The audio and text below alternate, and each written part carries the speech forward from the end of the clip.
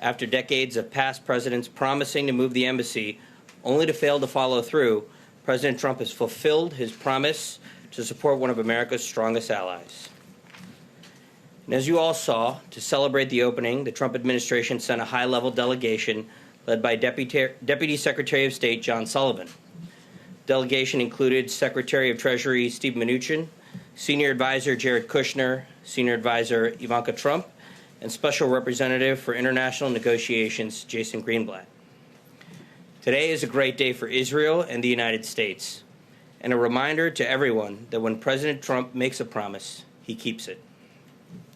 I'm also announcing today that next Tuesday, May 22nd, the President will address the Susan B. Anthony List's 11th Annual Campaign for Life Gala at the National Building Museum, where he will discuss the many actions he has taken to protect the lives of the unborn and defend religious liberty. This morning, the President had a call with James Shah, Jr. to commend his heroic actions and quick thinking last month at a Waffle House in Tennessee. Mr. Shah saved lives when he wrestled a gun from an active shooter who had opened fire. Lastly, over the weekend, we sadly saw another terrorist attack in central Paris. Our thoughts and prayers are with the victims and their families. We stand in solidarity with the French people and their government against this vicious act of terrorism and pledge any assistance needed. With that, I'll take your questions. John. Raj, a couple if I could. At the same time, there was a celebratory air in Jerusalem as the U.S. was moving its embassy. In the south of Israel, along the border with Gaza, there was a lot of violence that resulted in more than 41 people losing their lives. Is the President concerned about the demonstrations there and Israel's response to people trying to climb over the fence? Well, we're aware of the reports of continued violence in Gaza today. The responsibility for these tragic deaths rests squarely with Hamas. Hamas is intentionally and cynically provoking this response, and as the Secretary of State said, Israel has the right to defend itself. Also, what's the President's thinking on ZTE? I mean, here is a company that violated U.S. rules regarding doing business with North Korea and Iran. It was, according to the Commerce Department, appropriately sanctioned for that, fined $1.2 billion. You have the heads of 6 intelligence agencies telling Congress back on February 13th that they wouldn't use ZTE devices because of counter-espionage concerns. They also wouldn't recommend that American citizens use ZTE or Huawei devices. So what's the President's thinking with that tweet over the weekend about wanting to rescue ZTE? Obviously, this is part of a very complex relationship between the United States and China that involves economic issues, national security issues, and the like. And it's an issue of high concern for China that's been raised with the U.S. government and with our administration at various levels. So the President has asked Secretary Ross to look into it, consistent with applicable laws and regulations. I guess I wanted to follow on that. Did the President give Secretary Ross any specific instructions on how he wanted that case to go? And when you say that it was raised, I assume you mean in the context of the ongoing trade discussions between the U.S. and China. So is there a sort of direct linkage there where China could make a concession on, retaliatory tariffs, and so we'd see from the U.S. kind of easing back on ZTE? Well, he's asked Secretary Ross to look into the matter, again, consistent with applicable laws and regulations. And it's been brought up at a number of levels, as part of bilateral talks on a number of issues. So I wouldn't restrict it to just the talks that you're referencing. Follow on that. Yeah.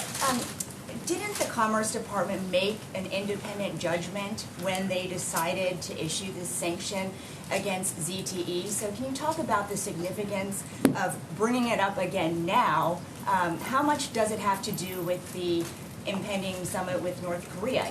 Critics will say that the President wants China's support, needs China's support, and that is why he is now backing off on this sanction against ZTE.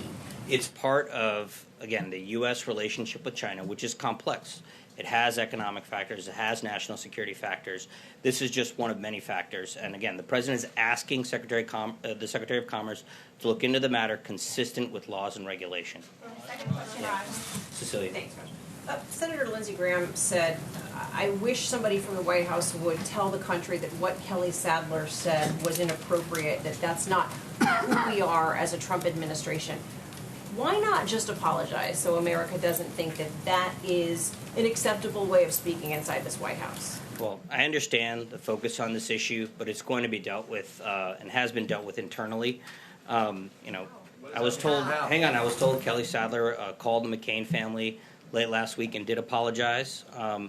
And beyond that, I don't have further comment. Kelly Sadler told Meghan McCain that she would apologize publicly, and that has not yet happened. Why has that not happened? Well, I wasn't on the call. I was told she made it prior to the story being published, and she apologized for the comments. She apologized directly to the family. Are there any concerns that this White House seems more concerned about the fact that there was a leak than about the content of what was said?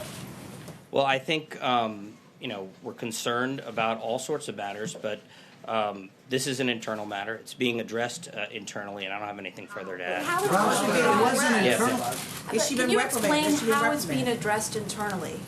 Obviously, if I explain all that, then it won't remain internal. Still employed here at the White House? She is still an employee here at the White House. She came to work today. Why hasn't she publicly apologized as she told Meghan McCain that she would? She has addressed it with the family directly, and I don't have anything further to add. Really quick, Raj, on ZTE, how does the President Trump's statement that too many Chinese jobs are at risk square with his campaign promise that China is stealing American jobs? Well, I don't think this has frankly, any bearing on the president's campaign promises. Let's just look at the overall economic record, right? The president has overseen an economy in which we have the lowest unemployment rate since 2000, right? It's at 3.9%. Over 2 million jobs have been created since this president took office.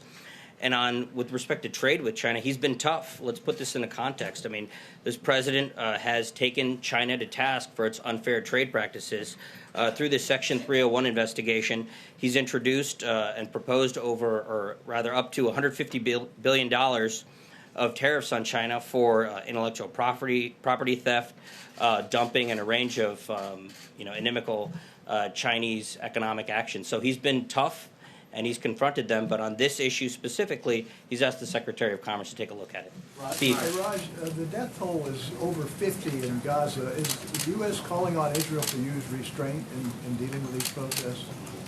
Well, we believe that Hamas is responsible for these tragic deaths. That their rather cynical exploitation of the situation is what's leading to these deaths, and we want them to stop. So there's no burden on Israel to do something to sort of rein it in? No, we think that we shouldn't lose sight of the fact that Hamas is the one that, frankly, bear responsibility for the dire situation right now in Gaza. Lastly, Raj, how does this? The United States has been wanting to put out a peace plan. How does today's situation hurt that? I don't think it hurts the peace plan. The peace plan will be introduced at the appropriate time. But what today is about is following through on what the president promised and believes, and it's also a recognition of reality. I think we've, for decades, walked on eggshells pretending that Jerusalem isn't the capital of Israel when it obviously is, and this is just a recognition of reality. David? Yes, Raj, there seemed to be some confusion given the messages on Sunday, the news shows from Secretary Pompeo and National Security Advisor Bolton about what exactly the U.S. is asking of North Korea. Is the administration's position that the U.S. expects the complete, verifiable, irreversible denuclearization of the peninsula and of North Korea, or is the administration willing to accept something short of that? I don't want to get ahead of negotiations, but our policy has been to pursue the complete, irreversible, and verifiable denuclearization of the Korean Peninsula, and that's going to be the purpose of the June Plus. Also, if you could address a little bit the criticism of the president's sort of his tone with the dictator of North Korea, Kim Jong-un, saying that he treated the U.S. detainees excellently. The president's rhetoric has certainly shifted on Kim Jong-un, and I'm wondering if you could explain why, and whether he thinks that at all that he is going too far in sort of praising Kim Jong-un. Well, I think the president's rhetoric has reflected Kim Jong-un's actions.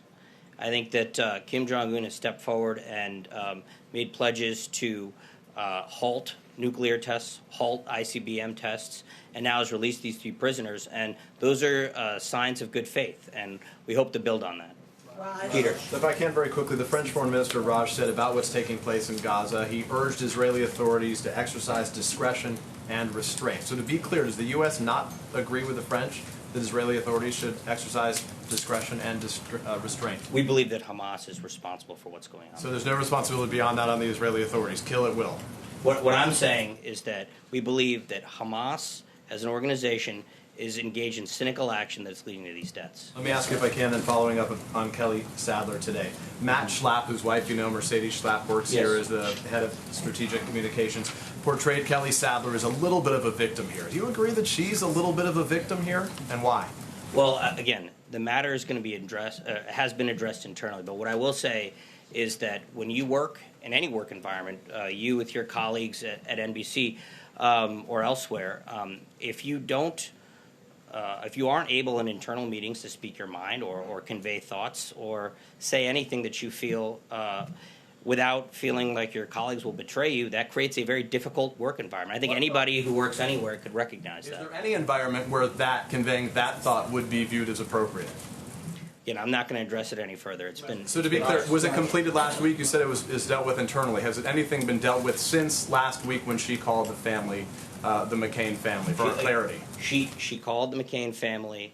I'm not going to address it anymore from the podium. If I might ask you an indelicate question, it's been reported that you were leading the meeting where Kelly Sadler said what she said. Mm-hmm. How did it strike you? Did you find it to be inappropriate? And what was the reaction in the room? Well, look, this is not about my opinion or anybody else's opinion. It's an internal matter, and we've addressed it internally. Raj. Anita? 2 questions.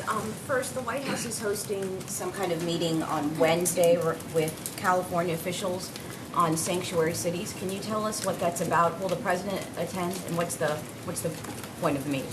Well, I can't obviously get ahead of the meeting, but look, the Department of Justice is engaged in certain litigation regarding sanctuary cities in California. We believe that California should help us, and all municipalities and states should help the federal government in enforcing federal law, in helping to deport, when appropriate, criminal illegal immigrants, and help, I guess, stem the tide of illegal immigration into the United States. It's actually on the rise now. It's a point of frustration for the president, for the administration. So that'll be part of, obviously, what's discussed. No negotiation. This is just to solidify your point. I think that... I'm saying that I'm not going to get ahead of the meeting. Okay. And my second question is, the president's going to Capitol Hill tomorrow to meet with Senate Republicans. Can you tell us about that meeting? And the topic of the conversation, and also, do you think he will not get asked by senators about the Kelly Sadler issue? Well, obviously, you'll have to ask senators what they'll ask him. But I think he will be discussing the administration's agenda. I think a focus of that will be on appointees and getting the president's team in place, particularly Gina Haspel, who we believe should be confirmed as the next CIA director. This is an individual who's had over 3 decades of exemplary service and experience with the CIA, and we hope that the Senate takes it upon themselves to confirm her. Besides the CIA, is there another issue? Yeah. It's not solely to talk about. It's to talk about the administration's agenda. Raj. Yeah. Raj. You said you had a meeting. You said you had a meeting. The Trump organization. Okay, I'll get to you next. Fair. Thank you. I thought you said you had a meeting. Sorry, go ahead. The Trump organization is involved in a project in Indonesia, building hotels, golf course residences. It's getting up to $500 million in backing from the Chinese government. Can you explain the administration's perspective on A, how this wouldn't violate the emoluments clause, and B, how it wouldn't violate the president's own promise that his private organization would not be getting involved in new foreign deals while he was president? I'll have to refer you to the Trump organization. No, but I mean, the Trump organization can't speak on behalf of the president as the president, the head of the federal government, the one who's responsible, who needs to assure the American people And that they you're don't asking, have that but responsibility. you're asking about a private organization's dealings that may have to do with a foreign government. That's not something that I can speak to. So Raj, a couple of things. I need some information, we all need more information about the conversation that the president had by phone with James Shah Jr. and why wasn't it here at the White House? And also, what about prison reform? If you can give us a little bit more about prison reform. We understand that that's working its way and there's a big push from the White House. And also on Sadler, where does decency and morality come into play in the workplace? I mean, she still has a job. She made that statement about an American hero. No matter what the political feelings are about him, he was broken and bruised overseas for the freedoms of this country. And to say those things, I mean... Again, that's an internal matter and has been addressed internally. Yes. You mentioned prison reform. We're pleased to see last week the House mark up with a pretty broad bipartisan vote prison reform legislation that the White House is supportive of, that particularly Jared Kushner has been very involved with. We believe that that legislation can help reduce costs at prisons and improve quality. We hope to see it, looked at the House floor and then eventually pass the Senate.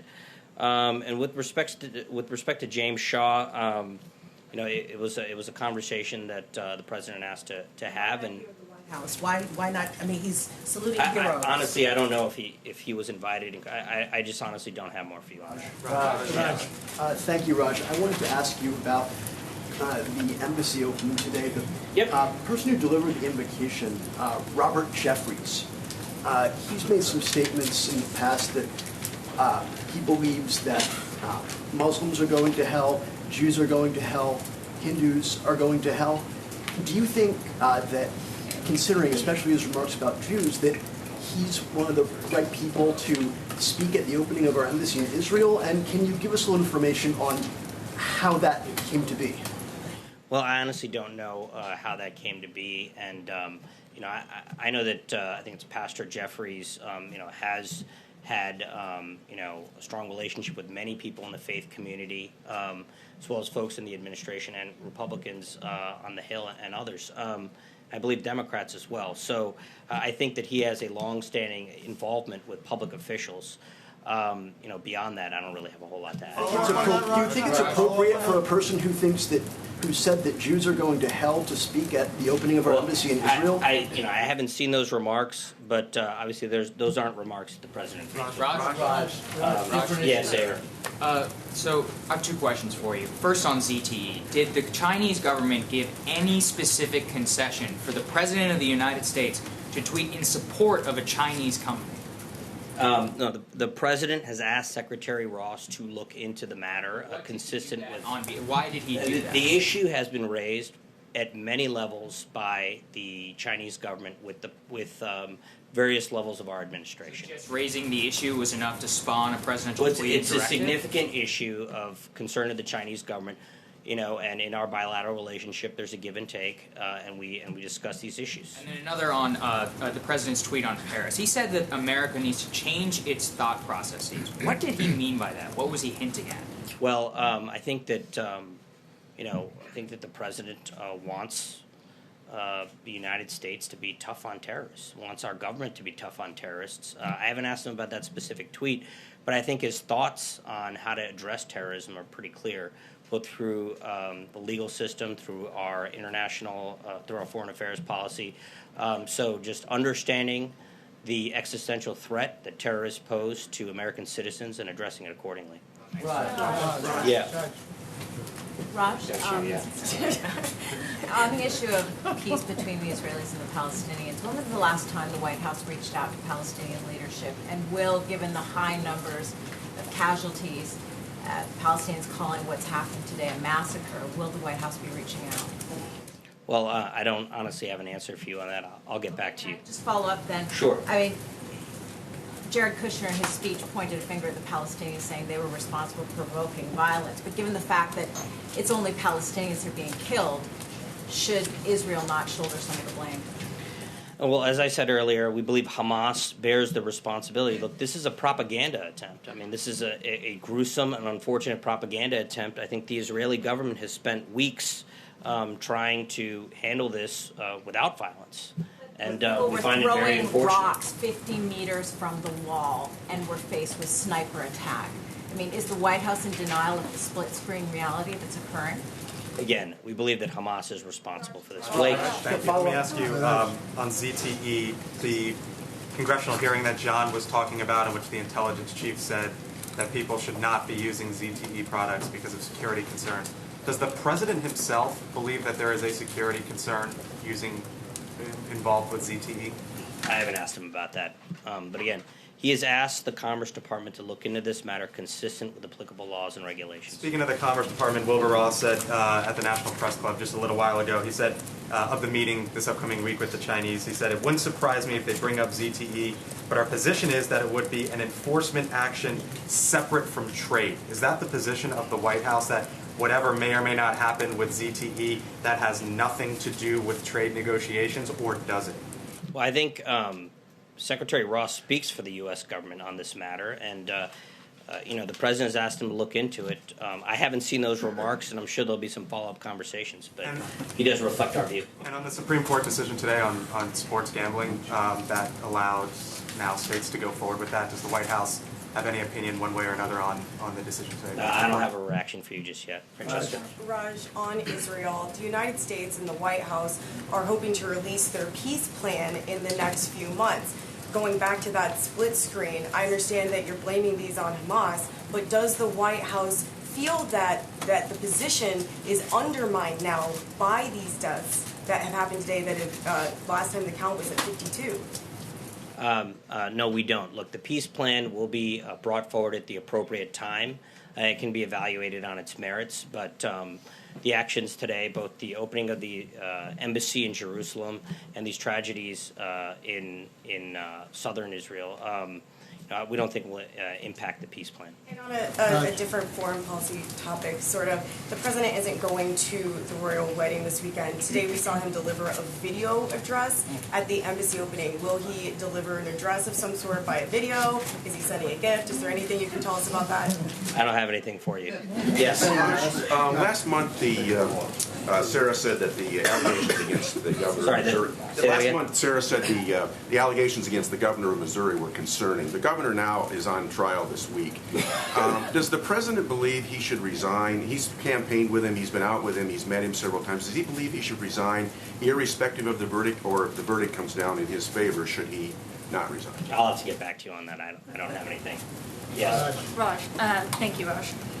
So later this week, Thursday and Friday, Chinese officials are supposed to be here in D.C. to have continued trade meetings. Can you tell us which U.S. officials and which Chinese officials are going to be involved in those, what the president hopes to come out of those continued talks, this round of those talks, and has the administration provided, I know Larry Kudlow had mentioned at one point that the U.S. the administration was considering providing a list of what they'd like to see out of these trade negotiations. Well, some of those details, the participants in particular, have yet to be determined, and we'll provide that information when it's ready. But look, the U.S.-China relationship, again, is a complex one. We believe that China has engaged in decades of unfair trade practices, forced technology transfers, and the like. That was part of the discussion that went on when the U.S. delegation or U.S. Group of administration officials went to China, and that's going to be continued later this week. All right, last question. Hunter? Thank you, Raj. You said before that you hadn't heard Pastor Jefferson's remarks. Among other things, he said, quote, Mormonism, Islam, Judaism, Hinduism, quote, they lead people to an eternity of separation from God in hell. I also wanted to talk about Pastor John Hagee, who was involved in that ceremony. He once said that Hitler was an instrument of God. Separate from that, on Sunday, Jared Kushner and Ivanka Trump met with Rabbi Yitzhak Yosef, the chief Sephardic rabbi in Israel, and he once compared black people to monkeys. So I'm wondering, in all three of these instances, can you tell us anything about how these people were brought into the ceremonies? And do you think it's regrettable that people with these views were involved with the American government? I don't have any readout on how they became involved with these events. All I'll say is that those specific views that you outlined, if they're accurate reflections of what was said, wouldn't be embraced by this White House. Beyond that, I don't have anything else. Thanks a lot, folks. Shouldn't you know before you come to the podium whether or not